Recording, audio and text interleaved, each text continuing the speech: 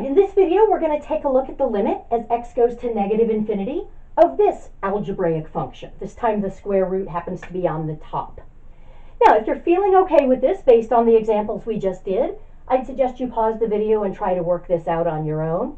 If you're still feeling a little shaky because this is new, that's totally fine. Pausing the video to work this out is an optional choice that you might or might not make.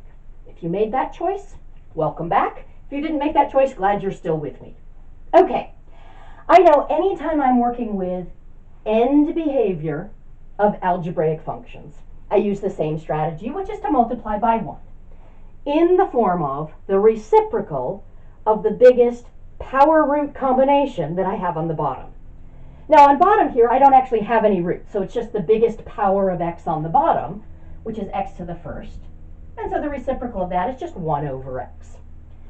So we'll have the limit as x goes to negative infinity of. Now on bottom that distributes nicely, so 5x over x minus 1 over x. On top I can't distribute because I've got this square root, 3x squared plus 2 under the radical, and then we're dividing that by x.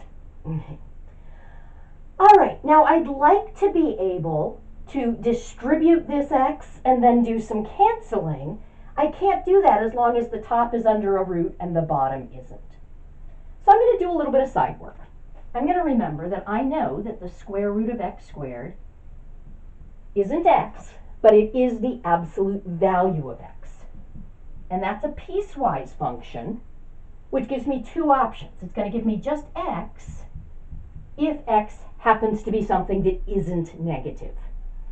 But it's going to give me the opposite of x if x is something that is negative. So I need to see which of these rules are we using. Well, if x is going to negative infinity, it's going to be negative. We're using this rule. So I know that negative x for this problem is the square root of x squared. That means x is the opposite of the square root of x squared. So I'm going to replace this x on top with the opposite of the square root of x squared. So I'm going to say this is the limit as x goes to negative infinity. On top, I've got root 3x squared plus 2 over the opposite of root x squared. On bottom here I can cancel these x's, so we just get 5 minus 1 over x. So that's equal to the limit as x goes to negative infinity. Square roots distribute over division. That negative stays out front. So it's a negative 1 big square root of 3x squared plus 2 over x squared, all over 5 minus 1 over x. And now, let's see, I can distribute that x squared. I'm running out of space, so I think I'm going to go ahead and erase this work.